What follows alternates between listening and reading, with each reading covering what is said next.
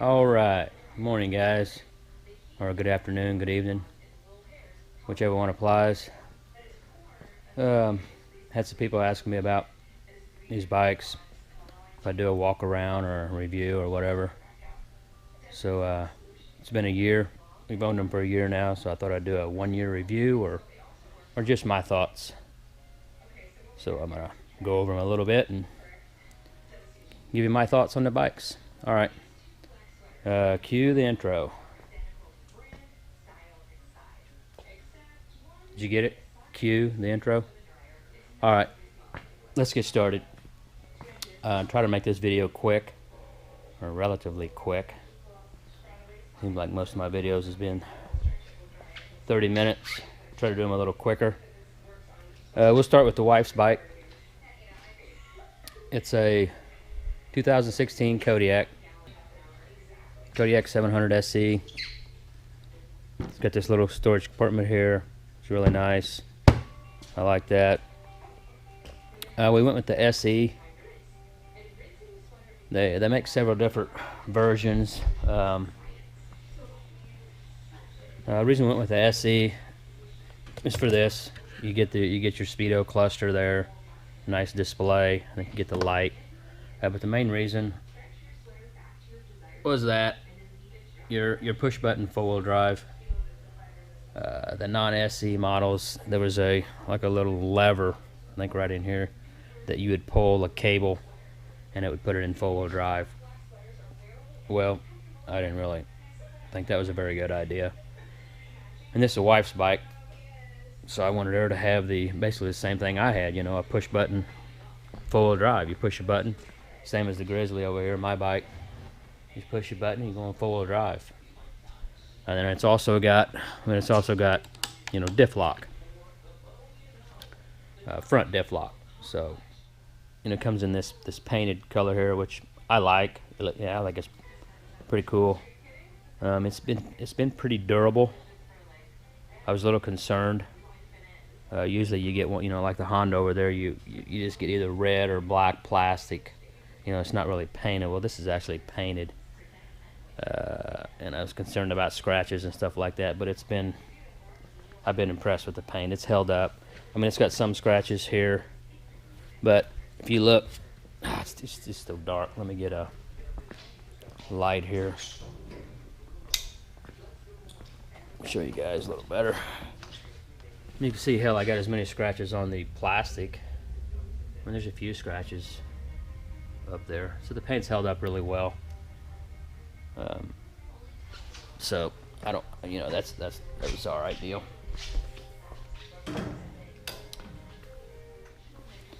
Everything's pretty good on this bike. The factory lights, they work decent. Come down here. I didn't put no winch on the wife's bike. I do have a winch on my bike. I'll go over it here in a minute also. As long as one of us has a winch out on the trail, I figured that was okay. It has the arm guards here, the plastic ones. You get the light, you can see. They've held up. They're still on there, so yeah, that's a good thing. The rears are gone. They didn't last. I think the reason these last because stuff pushes them on, so they've stayed on. Still has the factory. This front skid plate here is still a factory. It's plastic, but she hasn't beat it up too bad. I mean, it's got a few scuffs on it. I guess we'll come around to the back here. Yeah, the rear arm guards were plastic. I don't know if you watched the first video we rode. Hell, they tore right off the first time out. So those are gone. I don't have any A-arm guards at all. Just, scratch up the rear controlling arms. I don't really give a damn. They're steel. It's not like I'm gonna bend them. We don't ride that hard, that fast. This bike had a 2-inch receiver on it. It has this little tab on it now, which this tab here is actually off the Grizzly. Kind because once I took the receiver off, there was nothing here. And I use this when I tie it down in the trailer, you know. So, but everything's fine back here. No issues. No seal leaking. No bullshit. You know, these bikes have been pretty trouble-free. Actually, they've been completely trouble-free. I've had to do no repairs. We've rode them for a year. Only thing I've done is change the oil and clean the air filters. This has the brakes are inside the rear diff. It's a wet brake. They say it'll last the life of the quad, so maintenance free, which I kind of like. The Grizz here. The Grizz has 4-wheel disc brakes, which the brakes are really aggressive on this bike. You grab that left front lever and you can slide the rear wheels pretty quick and easy. They really get after it. And these brakes are good too. They're just not as touchy, not as aggressive. The front brakes, you know, they got disc brakes in the front. Both of them do. Pretty straightforward. And they work great. One thing I did add to this one is I put get my light here. Oh, another thing I always, you can see that. There you go. I always mark down when I changed the oil last. Changed it at what, 43.3 hours, 433 miles. Keep track of that. But anyway, yeah, I did put I don't know if you can see it. I did put the center aluminum skid plate there, factory on the front. Still has the plastic factory one on the rear, which is held up. Oh, another thing I did to it, I put 1-inch spacers on it, all the way around. You know, wheel spacers. But this bike has the Grizzly. Some of you guys will probably know exactly when they did it, but they put longer A-arms on them and widened them by 1 inch on each side, 2 inches. I think it was 2013. I don't really know. If you know, you know, leave it in the comments or whatever. But this bike, you know, they made this bike to feel smaller, and it does feel smaller. It's really just the body work. I mean, it's the same wheelbase. As far as the track width, yeah, it was narrower because it has shorter A-arms. And I really didn't want the bike to be narrow. We're on a lot of off camber, going down a steep hill, and it's, you know, real tilty or off camber, and I didn't want her to be turning it over any easier than it would. Does that make any sense? No, sometimes I don't make no sense, but whatever. No, she hasn't turned her bike over. I did turn my bike over. I turned it over on its side, I guess, and then pushed it back. But anyhow, the width of this bike was 2 inches wider than that bike, basically. I didn't want her to be on a tall, narrow bike, easier to tip it over. So I put wheel spacers, 1-inch wheel spacers all the way around.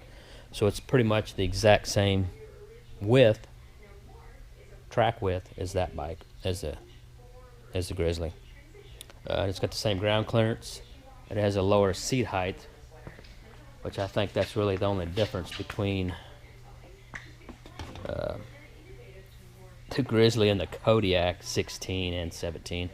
You know, I think the Grizzly, they put a lot more foam in the seat, and the seat was just taller. And they say this one has a lower seat height, but really it's just freaking less foam. The frames are the same, you know, they just put less foam in it, which is fine. I like that. That's cool. Makes you feel you're sitting lower, which is good. When they built this bike, or when this bike come out in 16, we still had the Prairie and the Trail Boss, and we're like, all right, if I can get both those sold, we're gonna get you that bike, or this bike here, this Kodiak, because to me it was a no-brainer. I was tired of her being on a slow, underpowered bike. We want to crack it and run down the road at 50 mile an hour, not 60, more like 45 and 50. it will do it, no problem. Same as the Grizz. So, all right. Oh, one other thing. Another thing I did here. I don't know if this video is freaking running too long or what, but I'll try to speed it up. I made this. The frickin' bodywork on these is so short in the rear. There's the body. The fender's in right there, and it would sling mud without that on there, and it just covered the rear bag. It just covered it. I'm like, why don't we have something hanging down here, mud flaps or whatever? So I built this, and it just catches all the mud. This stays pretty much clean. Our bag stays clean. It's just out of some plastic. I think it's about what, 80 thousandths thick, something like that. It's for like racing. It's in the racing world. You would find this. It's just some flexible plastic, black. I think it comes in many different colors. Or 2 foot wide roll. You buy it by the foot, and it's 2 foot wide. You know, you can cut it up with your snips. And yeah, it keeps a lot cleaner back there. I mean, and I done the exact same thing over here. The body work's a little bigger on the Grizz. The body work's so short, you know, I got it on with the Velcro right there, and it just sandwiches it in between. But the body work's so short on these, you know, more style, not really worrying about throwing mud all over you. So okay, that's the Kodiak. It's a good machine. I don't regret buying it. I don't regret buying either one of these machines. So I didn't have Yamahas before, so you know, you never know.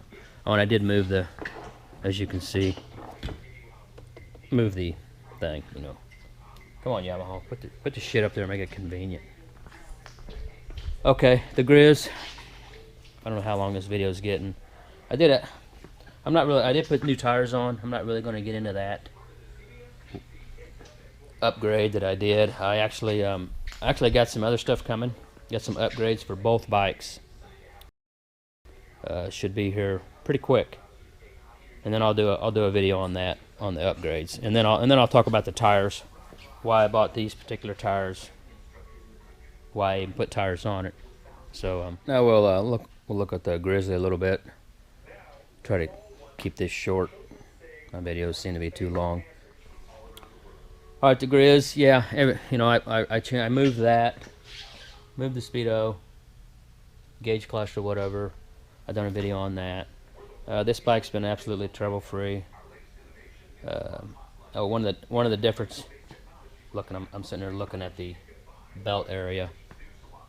One of the difference between this bike and that bike is the clutch weights. The Kodiak, they put heavier clutch weights. Well, not really clutch weights. It's for your front pulley has heavier weight, so it upshifts a lot sooner and gets into a higher gear sooner than this. So the engine's always running at a lower RPM, more of a cruiser, not really getting all crazy. This one's more sporty.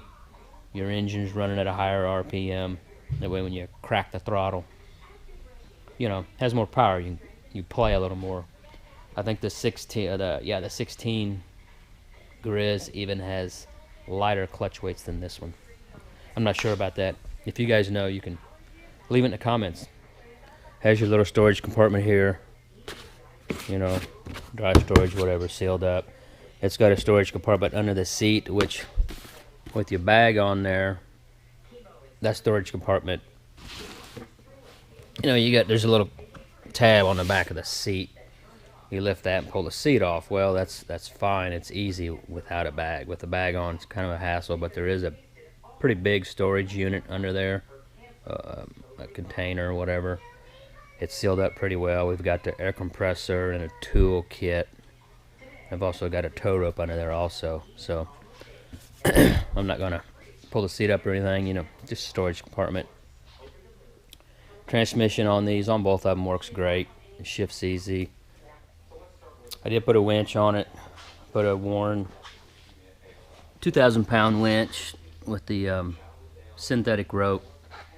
I think the synthetic rope was 1 or 2 pounds lighter, so I'm like, all right, it was worth the extra, I don't know, 100, 150 bucks. Probably not, but I couldn't help it. If it was lighter, that's the one I'm gonna buy. It works. I think we used it one time this entire year. Used it once, worked fine. Anyhow, it's got the still got the stock A-arm guards, and they've held up.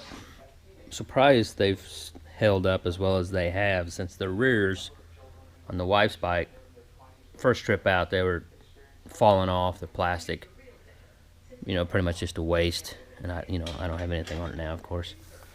I did put the aluminum front guard on it, if you can see, and I did put the aluminum center skid plate on it as well. I definitely use those.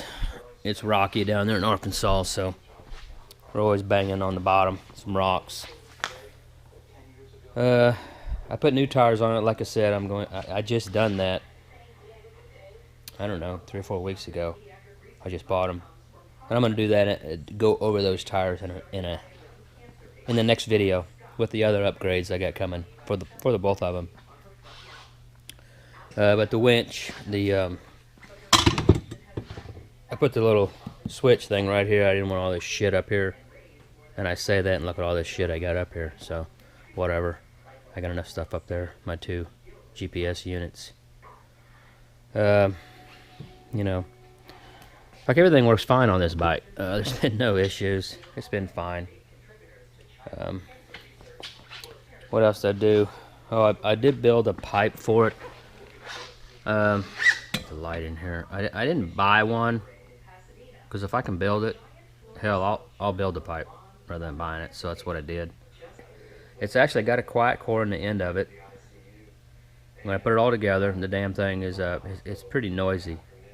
Actually, somebody called it I think they called it obnoxious. So yeah, I started getting on my own damn nerves. So I call that a muzzle. It's 1 3/4 coming out here, and I went bigger with this piece of tube here welded on it. And what is in there is there's 1/8" screen, stainless steel screen. You know, I would say like a spark arrestor, but a lot more flow than a spark arrestor. And I went bigger here because I didn't want to get restrictive, but yet I wanted it quiet. I mean, isn't that what everybody wants? You know, that's what you want.